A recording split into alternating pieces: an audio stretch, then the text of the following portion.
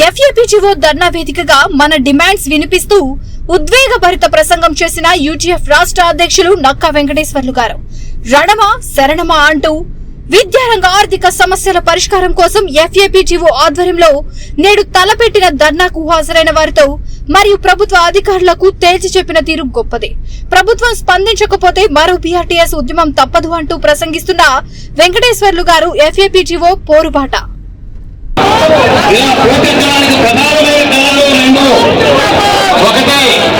ఉమ్మడి ఉద్యమాలపై మీకుండే విశ్వాసం, రెండు ప్రభుత్వం అవలంబిస్తున్నటువంటి ఈరోజు ఈ ఉద్యమానికి నాయకత్వం వహిస్తున్నటువంటి ఫ్యాక్టర్ రాష్ట్ర కమిటీ సభ్యులు అందరికీ కూడా తెలియజేస్తున్నాను. ప్రధానంగా ఈరోజు మహాసముద్రం పాటిస్తున్నటువంటి ఈ జలవాహిని ఇలా పోటెత్తడానికి ప్రధానమైన కారణాలు రెండు. ఒకటి ఉమ్మడి ఉద్యమాలపై మీకుండే విశ్వాసం, రెండు ప్రభుత్వం అవలంబిస్తున్నటువంటి లోకేష్ గారికి బీఆర్టీఎస్ రోడ్డు పక్కనే ఉన్న ఈ ధర్నా శిబిరాన్ని ఒక్కసారి చూడాలని వారిని కోరుతూ ఉన్నాం. చూడాలని చెప్తున్నాం. మీ ప్రపంచ బ్యాంకు యాప్తో చూడాలని చెప్తున్నాం. ఈ రాష్ట్ర ప్రభుత్వానికి నీ ప్రపంచ బ్యాంకు సాల్ట్ పథకం 3.5 లక్షల మంది విద్యార్థుల్ని ప్రభుత్వ బడి నుంచి ప్రైవేటు బడికి తీసుకెళ్లిందా కాదా? మంత్రి గారు సమాధానం చెప్పాలి. మీ చిలక పలుకులు హలో మీ చిలక పలుకులు కమిషనర్ గారు, ప్రిన్సిపల్ సెక్రటరీ గారు, మంత్రి గారు, ఓఎస్టీ గారు, మంత్రి గారు ప్రతి వాళ్ళు చెప్తున్నా మీ చిలక పలుకులు ఇంకా ఉపాధ్యాయుల దగ్గర 16 నెలలు తాగినాయి. ఇక సాగు మీ సాల్ట్ పథకం రద్దు, మా పోరాటానికి నాంది పలికిస్తాం.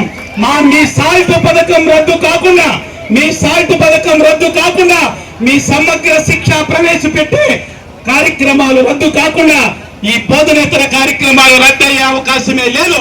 అందుకనే చెప్తున్నాం, మీ 6 సంవత్సరాల మట్టి మీ విద్యారంగ సంస్కరణలు 6.5 లక్షల మంది విద్యార్థుల్ని ప్రైవేటు బాట పట్టించినాయి. 2.5 లక్షల మంది ఉపాధ్యాయులు 1,51,000 మందికి కుదించినాయి. ఇవాళ పిల్లవాడికి 8వ తరగతి చదివే పిల్లవాడికి 2వ తరగతి పుస్తకాలు కూడా చదువుకోవడానికి కారణం మీ యొక్క విద్యారంగ సంస్కరణలే. అందుకనే విద్యారంగ సంస్కరణల మీద మా ఫ్యాక్ట్ అడుగుతుంది ఏమంటే, మీరు ఖచ్చితంగా శ్వేతపత్రాన్ని డిమాండ్ చేస్తా ఉన్నాం. మీరు శ్వేతపత్రాన్ని ఇవ్వాల్సిందే అని చెప్తా ఉన్నాం. ఎందుకంటే మీరెన్ని మాటలు చెప్తా ఉన్నారు. ఉపాధ్యాయులు దొంగలా? ఇంతమంది దొంగలైతే మీకు 10th క్లాస్ రిజల్ట్స్ 78% ఎలా వస్తుంది? మీరందరూ మంత్రులుగా ఎలా ఉంటారని అడుగుతున్నాం. మా ఉపాధ్యాయులు ప్రభుత్వ పాఠశాలలో బోధించమంటే ఈ రోజు నాణ్యమైన విద్య వచ్చింది. ఇతర దేశాల్లో, ఇతర రాష్ట్రాల్లో కులం పేరుతో, మతం పేరుతో ఉన్మాదం జరుగుతున్నా ఇవాళ ఆంధ్ర రాష్ట్రంలో మతం కులాన్ని పక్కన పెట్టి సమైక్య భావాన్ని మా ఉపాధ్యాయులు పెంపి పోషిస్తున్నారు. అందుకని ప్రభుత్వ పాఠశాల ఉండాలని కోరుకుంటున్నాం. మా ప్రభుత్వ పాఠశాల లేకుండా ప్రైవేటైజేషన్ చేయడం కోసం ఇంతమంది అధికారులు అవసరమా? మేము కూడా ఇదే వేదిక నుంచి చెప్తా ఉన్నాం అధికారులకి. మా ఉపాధ్యాయుల్ని కించపరుస్తూ మా పాఠశాలకు వచ్చి మీ ఉపాధ్యాయులు సరిగ్గా పాఠాలు చెప్పడం లేదని అదిరించి బెదిరించే ప్రతి విద్యాశాఖ అధికారికి ఈ ఫ్యాక్టరీ నుంచి చెప్తున్నాం, మీరు ఒక్క నెల రోజులు ఉపాధ్యాయుడిగా మారి మా పాఠశాలకు రావాలని చెప్తా ఉన్నాం. ఇదే వేదిక మీద నుంచి చెప్తున్నాం. ఇక నుంచి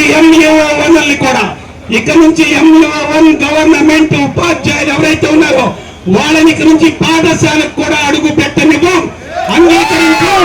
దీన్ని కూడా తెలుసుకునే ప్రయత్నం. అందుకనే ఇక్కడ వేదిక మీద ఉన్న ఫ్యాక్టో 10 సంఘాలే కాదు, బయట ఉన్నటువంటి ఉపాధ్యాయులు 44 సంఘాలతో మాట్లాడాం. అందరూ సంఘీభావం తెలియజేస్తూ ఉన్నారు. 10వ తారీఖు నుంచి పిల్లల హాజరు, ఉపాధ్యాయుల హాజరు, మిడ్ డే మీల్ ఈ 3 తప్ప మిగిలిన ఏవి కూడా బాయ్కాట్. దీనికి సిద్ధం.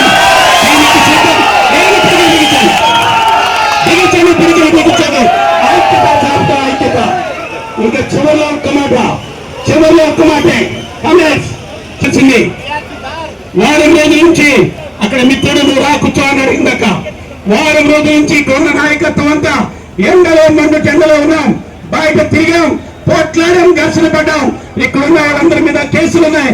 ఎన్ని కేసులు పెట్టినా మరొకరు కూడా చెప్తున్నా. హలో మంత్రి గారికి, ప్రభుత్వానికి, విద్యాశాఖ అధికారులకి సూటిగా మేము చెప్పదలిసింది. అదిగో ఇక్కడ దగ్గరలోని 1/2 కిలోమీటర్ల దూరంలో BRTS రోడ్డు ఉంది. 2022 ఫిబ్రవరి 3 మరొకసారి గుర్తు తెచ్చుకోవాలి. రేడియో ప్రభుత్వం చర్చలు పిలవాలి. మొత్తం రద్దు చేయాలి. పనిలో పియాల్సిన డిఎల్ని, కారు నియామకాల్ని మొత్తం ఇచ్చే పని. మేము ఇక్కడ నుంచి పవన్ కళ్యాణ్ గారిని కూడా అడుగుతున్నాం.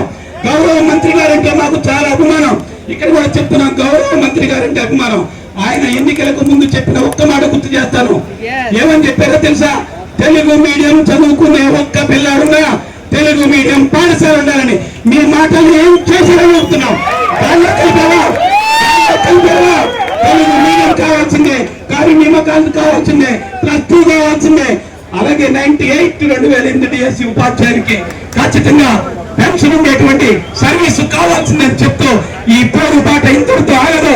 రేపు మళ్ళీ చెప్తాం. అందుకని రణమాచరణ